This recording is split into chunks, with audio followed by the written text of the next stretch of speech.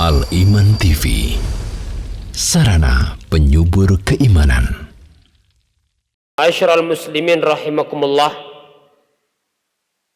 Ketika kita mempelajari agama Allah, maka perkara yang paling hendaknya kita perhatikan adalah berkaitan dengan niat kita dalam mempelajari agama. Manusia yang mempelajari agama Islam terbagi menjadi tiga. Yang pertama adalah orang-orang yang mempelajari agama bukan karena Allah Subhanahu wa ta'ala. Maka niat ini adalah niat yang tercela. Kemudian yang kedua, orang yang mempelajari agama Allah karena dia senang belajar. Dia membaca ilmu agama karena dia senang baca. Ini adalah niatnya hukumnya mubah. Ini adalah niatnya hukumnya boleh. Dan kebanyakan orang yang mengawali belajar adalah rata-rata karena dia senang ilmu, dia senang belajar, senang membaca, dan seterusnya. Adapun niat yang ketiga adalah orang yang belajar agama dengan niat bahwasannya belajar agama merupakan ibadah kepada Allah, merupakan qurbah, sarana mendekatkan diri kepada Allah Subhanahu wa ta'ala. Sehingga kita seorang muslim, apalagi seorang para penuntut ilmu, maka jangan sampai kita jatuh pada yang pertama, yang niat kita belajar ilmu bukan karena Allah. Tapi juga tidak cukup pada tingkatan yang kedua, belajar ilmu karena senang ilmu. Tapi hendaknya kita pada yang ketiga tadi, bahwa kita belajar ilmu, niat kita adalah karena itu ibadah, itu qurbah, sarana mendekatkan diri kepada Allah Subhanahu wa ta'ala. Ma'asyiral muslimin rahimakumullah, insyaallah kita akan mempelajari kitab Bahjatu Qulubil Abrar wa Qurratu Uyunil Akhyar fi Syarhi Jawami'il Akhbar, karya Al-Imam Abdurrahman Ibn Nasir As-Sa'di. Sebagian ulama membaca dengan As-Sa'di. Kitab ini, ikhwani fillah, para jamaah rahimakumullah, adalah kitab yang menghimpun 99 hadis yang disifati dengan jawami'ul kalim, yang mana hadis-hadisnya adalah singkat, akan tetapi maknanya sangat padat.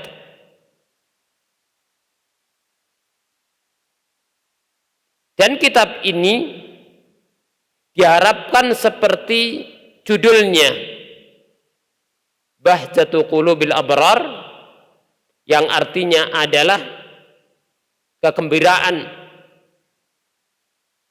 bagi hati orang-orang yang baik. Wa Qurratu Uyunil Akhyar, penyejuk mata hati orang-orang yang baik dalam mengkaji hadis Nabi Shallallahu Alaihi Wasallam yang disifati dengan jawami'ul kalim. Ma'asyiral muslimin rahimakumullah, berkaitan dengan mu'alif kitab ini, beliau seorang yang sangat masyhur, yang tidak perlu dijelaskan tentang siapa beliau al-mu'alif, Al-Imam Abdurrahman bin Nasir As-Sa'di rahimahullah. Beliau seorang alim yang mutafannin, yang menguasai berbagai macam disiplin ilmu keislaman. Ketika beliau berbicara tentang akidah, beliau mumpuni, dan beliau punya karya dalam masalah akidah. Beliau ketika berbicara tentang usul, maka beliau mumpuni dalam bidang usul. Begitu pula dalam qawaid fiqh, dan beliau punya karya dalam hal ini.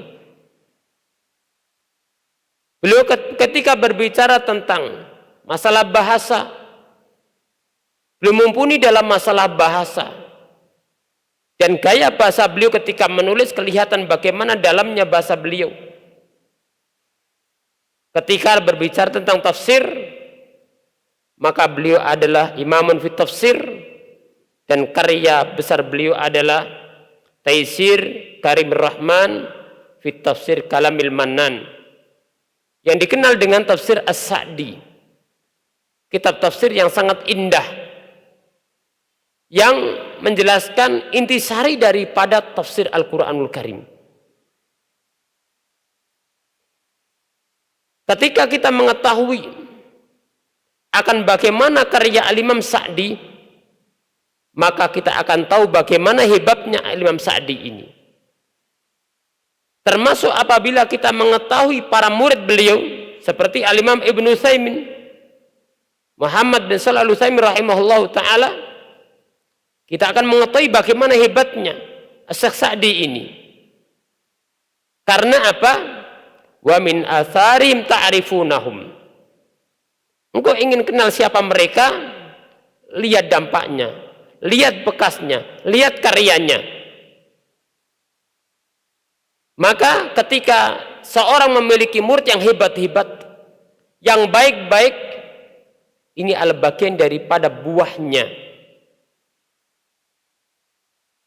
Begitu pula ketika seorang memiliki karya tulis yang hebat-hebat, menunjukkan bagaimana hebatnya penulisnya. Wa min atharim ta'rifunahum. Dengan bekas mereka, Anda akan kenal siapa mereka.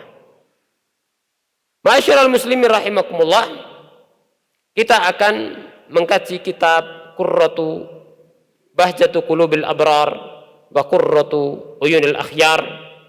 Sebelum kita mengkaji hadis-hadis yang sangat mulia dalam berbagai macam disiplin ilmu, kita akan membaca terlebih dahulu muqaddimah. Karena para ulama ketika menulis buku dan diawali dengan muqaddimah, kata pengantar, maka di situ ada maksud yang diinginkan oleh al-muallif. Qala al-muallif rahimahullah, alhamdulillahil mahmudi ala ma lahu minal asma'il husna was-sifatil kamilatil azimatil ulya wa ala athariha syamilatil ula wal ukhra. Kata beliau, segala puji bagi Allah yang terpuji, pada nama-namanya yang indah yang Allah miliki, dan pada sifat-sifatnya yang mulia dan agung lagi tinggi, dan pada pengaruh baik dari nama dan sifat pada dunia dan akhirat. Berarti Allah Maha terpuji pada nama-namanya, Allah terpuji pada sifat-sifatnya dan pengaruhnya, sebagaimana Allah juga terpuji pada zatnya. Allah terpuji pada perbuatan-perbuatannya yang dikenal dengan ar-rububiyah. Begitu pula Allah terpuji pada uluhiyahnya. Kemudian al-mu'allif mengatakan, wa usalli wa usallim ala Muhammadin ajma'il khalqi likulli wasfin hamid wa khuluqin rashid wa qawlin sadid wa ala alihi wa ashabihi wa atba'ihi min jami'il abid. Dan aku bersolawat dan mengucapkan salam, dan ini adalah yang sempurna ketika menggabungkan antara solawat dan salam, karena Al-Quran memang menyebutkan dua-duanya. Sallu alaihi wa sallimu taslima wa usalli wa usallimu. Aku bersolawat dan mengucapkan salam kepada Muhammad sallallahu alaihi wasallam, ajma'il khalqi, makhluk yang paling mencakup, likulli wasfin hamid, yang mencakup segala sifat yang terpuji. Maka tidak ada makhluk yang lebih sempurna dari Nabi Muhammad sallallahu alaihi wasallam. Semua sifat baik di antara sifat-sifat manusia terkumpul pada diri Nabi Muhammad sallallahu alaihi wasallam. Wa khuluqin rasyid, dan makhluk yang pada dirinya terkumpul segala akhlak yang lurus. Wa qaulin sadid, dan ucapan yang baik. Sungguh benar firman Allah Subhanahu wa taala, wa innaka la'ala khuluqin azim. Dan sesungguhnya engkau Muhammad sungguh berada di atas akhlak yang mulia. Perhatikan ayat ini ketika Allah memuji Nabi Muhammad sallallahu alaihi wasallam, menunjukkan bagaimana pentingnya akhlak. Dan Allah ketika memuji nabinya dengan menggunakan muakkidat, kalimat-kalimat penguat. Yang pertama, inna wa innaka, sesungguhnya engkau Muhammad, la ala, sungguh, lam taukid yang kedua, sungguh berada di atas akhlak, la ala khuluqin azim, akhlak yang sangat agung. 3 penguat ditambah penguat yang keempat, ini adalah jumlah ismiyah. Dan jumlah ismiyah mengandung tekanan makna yang lebih dalam daripada jumlah fi'liyah. Berarti Allah ketika memuji nabinya sallallahu alaihi wasallam dengan tinggi dan agungnya akhlaknya menggunakan 4 muakkidat, 4 penguat. Yang pertama, inna, harfun nasbin wa taukidin. Yang kedua, lam taukid, la ala. Yang ketiga, sifat daripada akhlak azim. Yang keempat adalah jumlah ismiyah yang menunjukkan makna lebih dalam takkidul makna daripada jumlah fi'liyah. Ini menunjukkan pentingnya akhlak Islam dan bagaimana kedudukan Nabi sallallahu alaihi wasallam di sisi Allah Subhanahu wa taala. Wa ala alihi wa ashabi wa atba'i min jami'il abid. Begitu pula aku bersalawat dan mengucapkan salam kepada keluarganya, para sahabatnya, para umatnya, dari seluruh para hamba. Ma'asyiral muslimin rahimakumullah, di sini al-muallif dalam menulis karya tulis mengawali dengan adabut ta'lif, adab dalam menulis karya tulis. Yang pertama, beliau mengawali dengan pujian kepada Allah Subhanahu wa taala. Yang kedua, beliau mengucapkan salawat dan salam kepada Nabi sallallahu alaihi wasallam. Yang ketiga, kepada keluarganya, sahabat dan umatnya. Dan ini adalah sunnah dalam menulis karya tulis yang dilakukan oleh para ulama Islam. Sebagaimana Nabi sallallahu alaihi wasallam ketika menulis surat kepada para raja, beliau memuji Allah Subhanahu wa taala. Begitu pula menjelaskan akan kedudukan Nabi sallallahu alaihi wasallam, min Muhammad Rasulullah. Begitu pula bahkan mengawali dengan bismillah. Maka sebagaimana dalam menulis surat ini dianjurkan untuk memulai dengan adabut ta'lif, maka begitu pula ketika seorang menulis karya tulis, jangan lupa untuk memulai dengan hal-hal yang memang dianjurkan. seperti mengalingan bismillahirrahmanirrahim, dan itu minimal. Tapi lebih sempurna ditambah dengan pujian kepada Allah dan salat kepada Nabi sallallahu alaihi wasallam. Amma ba'du, kemudian muallif akan menjelaskan apa hakikat daripada kitab ini. Falaisa ba'da kalamillahi asdaqu wala anfa'u wala ajma'u li khairid dunya wal akhirah min kalami rasulihi wa khalilihi Muhammadin sallallahu alaihi wasallam.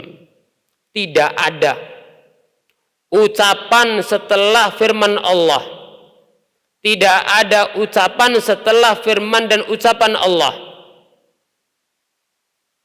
yang lebih benar, yang lebih manfaat, yang lebih mencakup kebaikan dunia dan akhirat, melebihi kalam, sabda Rasulnya dan kekasih Allah Muhammad sallallahu alaihi wasallam.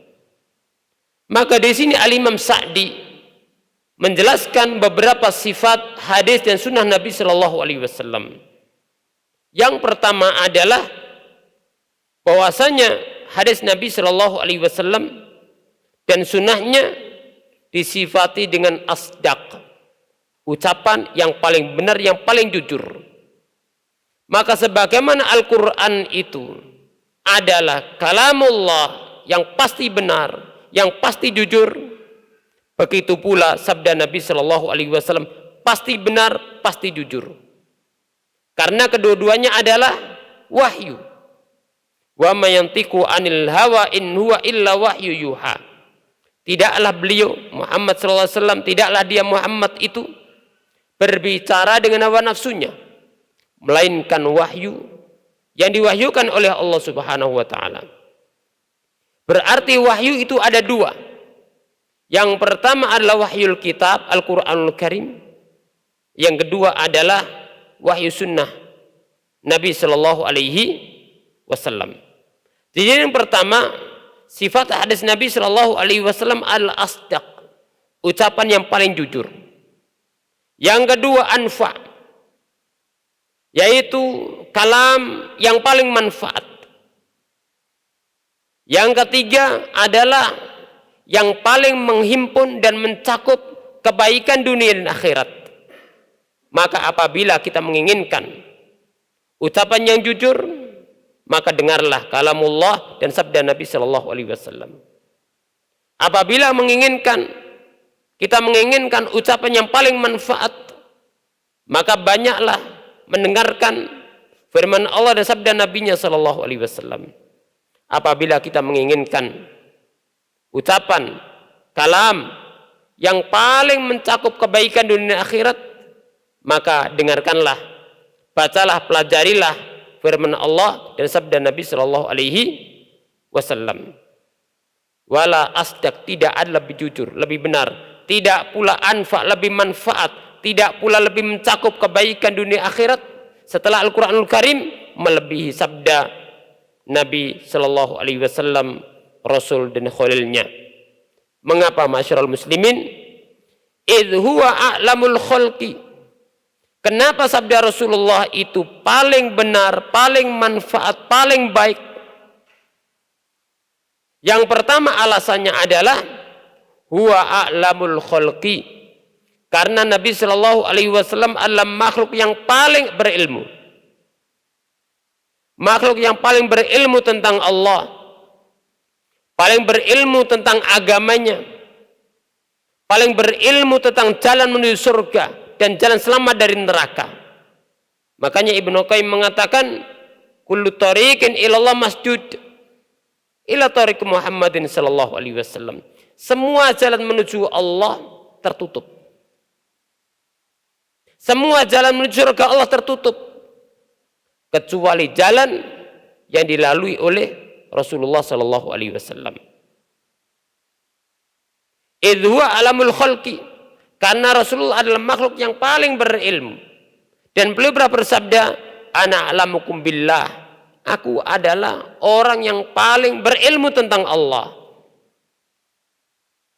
Yang kedua, wa a'dhamuhum nushan wa irsyadan wa hidayatan. Nabi Muhammad sallallahu alaihi wasallam adalah manusia yang paling agung, yang paling mulia, yang paling hebat dalam memberikan nasihat, dalam memberikan petunjuk. Irsyadan wa hidayatan. Tidak ada orang yang lebih hebat dalam memberikan nasihat, dalam memberikan petunjuk melebihi Nabi Muhammad sallallahu alaihi wasallam. Dan ini bagian daripada al-jud, bagian daripada kedermawanan Nabi sallallahu alaihi wasallam. Fadilatu Syekh Al-Abbad ketika menjelaskan hadis Nabi sallallahu alaihi wasallam tentang jud, kedermawanan bulan Ramadan. Dari hadis Ibnu Abbas, karena Rasulullah sallallahu alaihi wasallam ajwadun nas. Kata beliau bahwasanya kedermawan Rasulullah itu mencakup 4 hal. Yang pertama adalah annahu jada binafsihi. Rasulullah itu dermawan dengan jiwanya. Beliau berjuang di jalan Allah dengan jiwanya. Sampai terluka, sampai rampal giginya untuk memperjuangkan agama Allah. Yang kedua, Nabi sallallahu alaihi wasallam jada bijahihi. Rasulullah dahulu dermawan dengan kedudukannya, dengan kemuliaannya. Mungkin ada orang yang butuh ditolong melalui syafaat beliau, perantara beliau, untuk menyelesaikan problematika di tengah masyarakat. Karena kedudukan itu manfaat. Posisi manusia yang dengar oleh manusia itu manfaat. Maka Rasul termasuk jadabi jahihi, dermawan dengan kedudukannya. Kemudian yang ketiga, Nabi sallallahu alaihi wasallam jada birsadatihi. Rasulullah itu dermawan dengan penting daripada al-jud. Maka seorang sebagaimana diperintahkan al-jud, kedermawan dalam masalah harta, terlebih lagi seorang itu diperintahkan dermawan dalam masalah ilmu, dalam masalah nasihat. Kenapa? Karena apabila dermawan dalam masalah harta diperintahkan padahal itu bisa berdampak pada kurangnya hartanya, maka dalam masalah ilmu diperintahkan untuk dermawan, tidak menghitung-hitung dengan dunia, karena ilmu apabila diajarkan, disampaikan tidak berkurang tapi tambah bertambah. Dan itu salah satu kelebihan ilmu dibanding daripada harta. Harta dikeluarkan berkurang, tapi ilmu ketika dikeluarkan, disampaikan, ilmu tersebut akan berkembang dan bertambah. Kemudian yang keempat, Nabi sallallahu alaihi wasallam, berapa tadi? Sudah 4. Sudah 4. Tapi yang pertama tadi, Rasul dermawan dengan jiwanya. Yang kedua, dermawan dengan kedudukannya. Yang ketiga, dermawan dengan nasihat dan petunjuknya. Yang keempat, dermawan dengan hartanya. Maka kata al-muallif, Rasulullah itu a'dhamun nushan wa irsyadan wa hidayatan. Rasulullah adalah makhluk yang paling agung, yang paling hebat dalam memberikan nasihat, dalam memberikan petunjuk dan pengarahan kepada manusia. Dan ini bagian daripada kedermawanan Nabi Shallallahu Alaihi Wasallam. Kemudian yang ketiga, kenapa Rasulullah ucapannya paling benar, paling manfaat, paling mencakup kebaikan dunia akhirat? Wa belaghuhum bayanan wa ta'silan wa tafsila. Karena Rasulullah adalah yang paling fasih, yang paling balik, yang paling sempurna dalam menjelaskan, baik secara mendasar maupun secara terperinci. Kemudian yang keempat, wahsanuhum ta'liman. Nabi Shallallahu Alaihi Wasallam adalah orang yang paling baik dalam memberikan pengajaran. Apakah ada orang yang melebihi Nabi Shallallahu Alaihi Wasallam? Tidak ada. Dan ini memang sifat yang Allah berikan padanya. Wa yu'allimuhumul kitaba wal hikmah. Di antara sifat Nabi Shallallahu Alaihi Wasallam adalah beliau mengajarkan Alkitab, Al-Quran, dan al-hikmah, yaitu sunnah Nabi sallallahu alaihi wasallam. Kemudian kata al-muallif, wa qad utiya sallallahu alaihi wasallam jawami al-kalim, bahwasanya Nabi sallallahu alaihi wasallam diberikan oleh Allah jawami al-kalim, yaitu ungkapan-ungkapan yang singkat akan tapi mengandung makna yang sangat mendalam dan sangat luas. Itu makna jawami'ul kalim. Jawami'ul kalim artinya ma qalla mabnah wa adhuma maknah, yang mana lafadznya singkat, lafadznya sederhana, akan tapi makna dan kandungannya sangat luas dan sangat mendalam. Dan ini kelebihan Nabi Shallallahu Alaihi Wasallam. Beliau pernah mengatakan, aku diberikan oleh Allah beberapa hal yang tidak diberikan oleh Allah kepada para nabi sebelumnya. Di antaranya adalah utitu jawami al-kalim. Aku diberikan oleh Allah jawami al-kalim. Dan jawami al-kalim, lafaz yang singkat dan maknanya padat, yang diberikan Allah kepada Nabi Shallallahu Alaihi Wasallam itu ada dua. Yang pertama adalah Al-Quranul Karim. Al-Quranul Karim merupakan jawami'ul kalim yang Allah berikan dan Allah wahyukan kepada Nabi Muhammad Shallallahu Alaihi Wasallam. Maknanya, kandungannya jauh lebih luas, lebih mendalam daripada lafadznya. Sehingga Al-Quran yang 30 juz dikaji sepanjang masa dengan puluhan jilid, tidak ada habis-habisnya. Masing-masing menafsirkan sesuai dengan kemampuan daripada para ulama tersebut. Kemudian masyarul muslimin rahimakumullah, yang kedua adalah berupa sunnah dan hadis Nabi Shallallahu Alaihi Wasallam yang disifati dengan jawami'ul kalim. Hadis dan sunnah yang disifati dengan jawami'ul kalim, seperti hadis-hadis dalam Arba'in Nawawiyah. Itu hadis-hadis yang disifati dengan jawami'ul kalim, sebagaimana kata Imam Nawawi. Begitu pula yang akan kita kaji, yaitu dalam kitab Bahjatu Qulubil Abrar, isinya adalah 99 hadis yang disifati dengan jawami'ul kalim, yang mana hadisnya adalah hadis-hadis yang singkat, akan tapi maknanya sangat mendalam dan sangat padat. Kemudian kata beliau, ketika menjelaskan makna jawami'ul kalim, waktu sirolahul kalamu ikhtisara, dan Nabi Shallallahu Alaihi Wasallam diberikan oleh Allah kalimat-kalimat yang singkat. Jadi kalamnya itu menjadi singkat, tapi maknanya luar biasa, berbeda dengan kita. Makanya khutbah-khutbah Nabi Shallallahu Alaihi Wasallam singkat. Kalian belajar dalam Al-Adab Al-Arabi semester 3, khutbah Abu Bakar sangat singkat, tapi maknanya sangat padat, menjelaskan bagaimana pemerintahan yang akan dijalankan oleh Abu Bakar As-Siddiq radhiyallahu taala anhu. Oleh karena itu, para ulama Islam yang mereka menggeluti Al-Quran dan Sunnah, mereka menguasai Al-Quran dan Sunnah, mereka lebih bisa untuk mengungkapkan dengan kalimat-kalimat yang singkat tapi mengandung makna yang padat.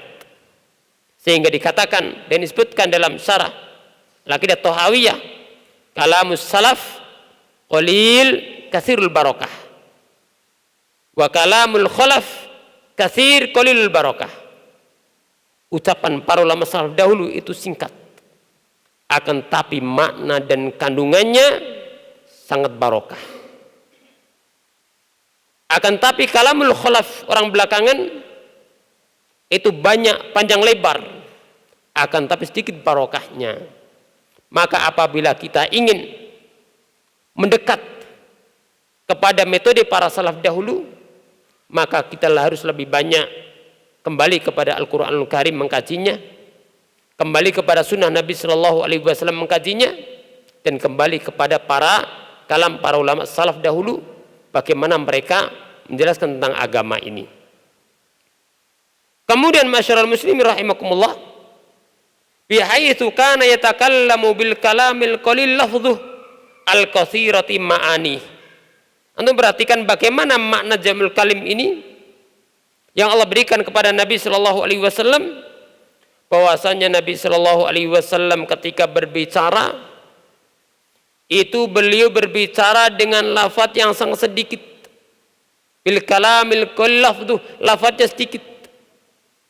Tapi apa? Al katsirati ma'ani, tapi maknanya sangat luas, sangat mendalam, sangat luar biasa. Dan ini kelebihan Nabi sallallahu alaihi wasallam.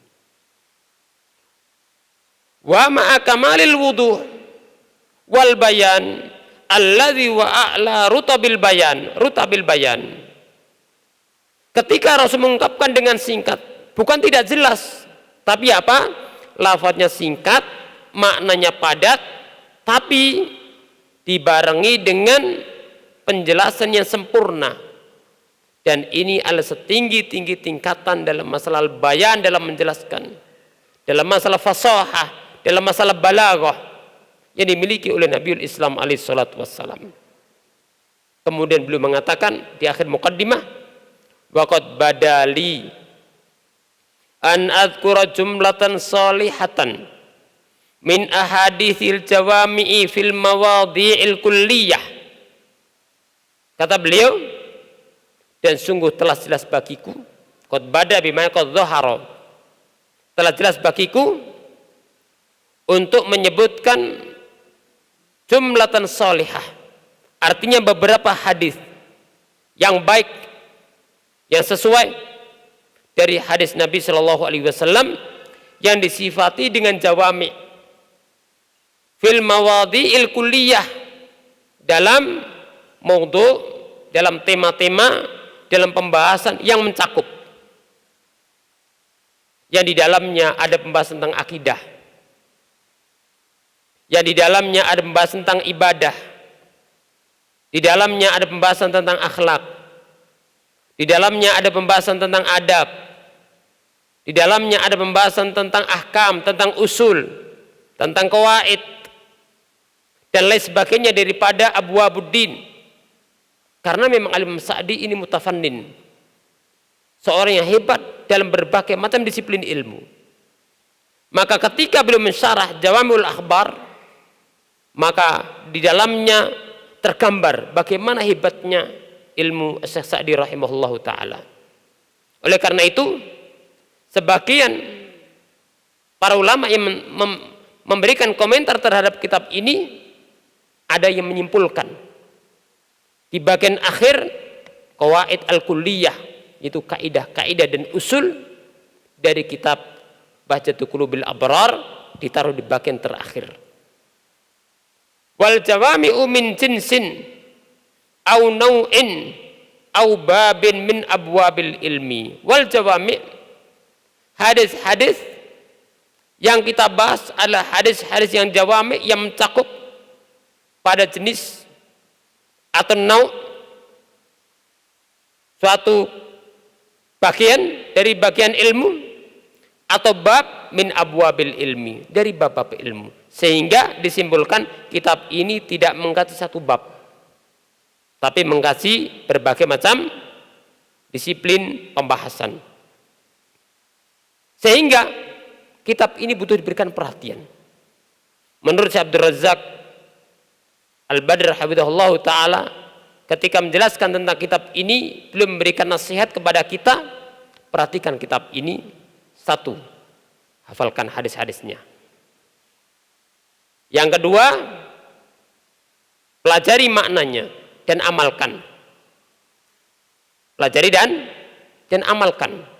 Karena ketika kita mempelajari bukan sekedar untuk pemahaman, karena maksud daripada ilmu adalah untuk apa?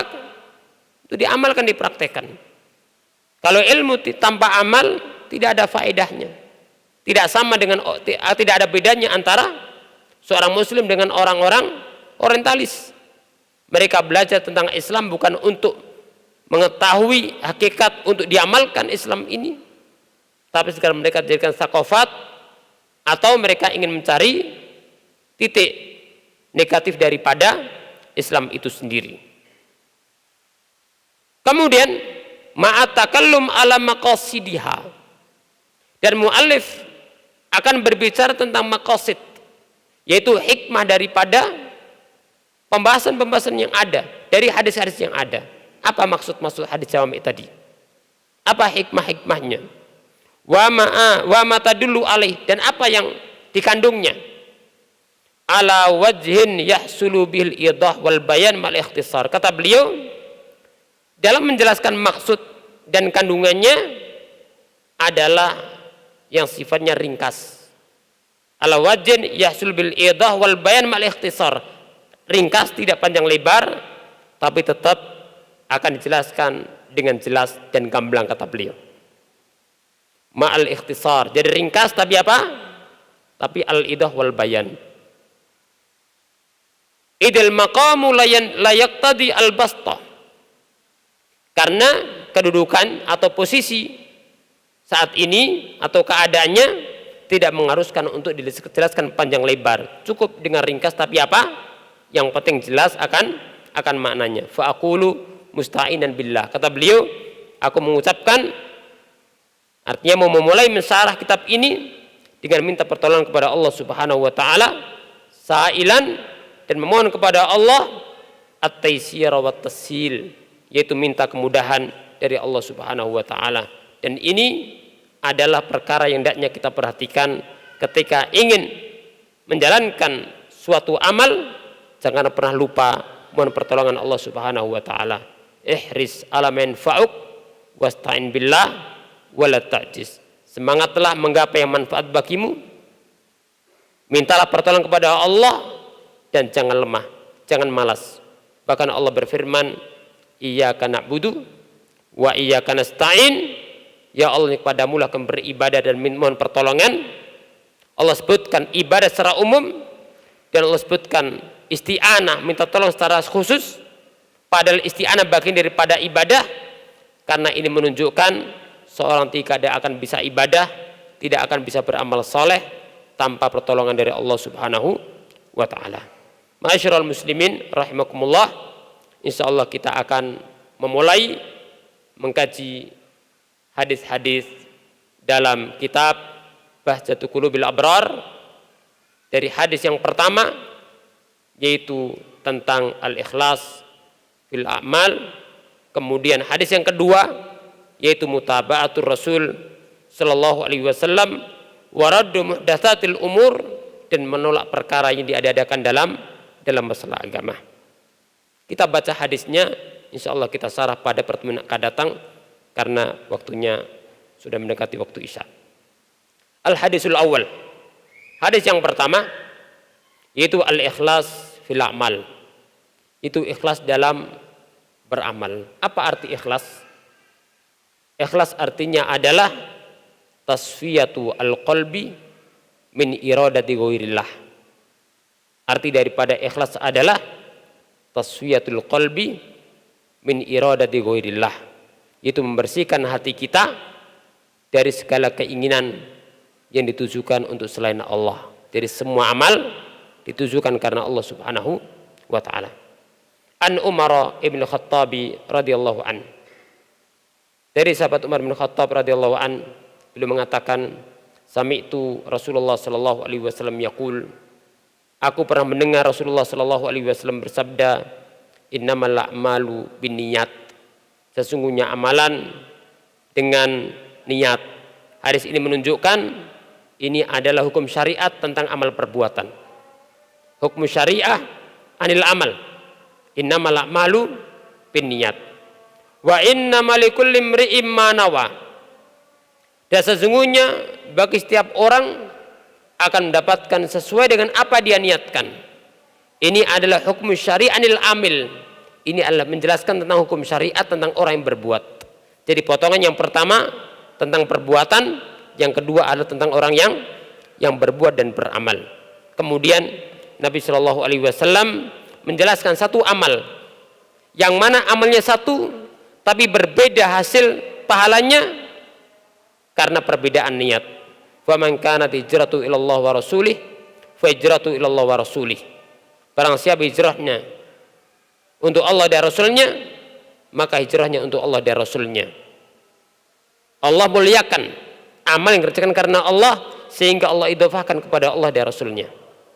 Wa man kana hijratu lidunya yusibuha aw imra'atan yankihuha fa hijratu ila ma hajara ilaih. Tapi barang siapa hijrahnya karena dunia yang dia inginkan atau wanita yang dia nikahi, maka hijrahnya adalah sesuai dengan apa yang dia hijrah karenanya. Tidak disebutkan Allah dan Rasulnya, menunjukkan hinanya niat orang tersebut. Kemudian hadis yang kedua, yaitu an Aisyah radhiyallahu taala anha qalat qala Rasulullah sallallahu alaihi wasallam man ahdatsa fi amrina hadza ma laysa minhu, barang siapa yang membuat amalan baru dalam urusan kami. Ini menunjukkan makna bid'ah yang pertama adalah mengada-ada dalam urusan agama, bukan dalam urusan dunia. Ma laysa minhu, yang bukan bagian daripada agama. Wa fi riwayatin man amila amalan laisa alaihi amruna fa huwa raddun, barang siapa mengamalkan suatu amalan yang tidak ada dasar dari kami, maka amal tersebut tertolak. Muttafaqun alaih. Insyaallah kita bahas dua hadis ini pada pertemuan akan datang. Aku qouli hadza wa jazakumullahu khairan. Assalamualaikum warahmatullahi wabarakatuh.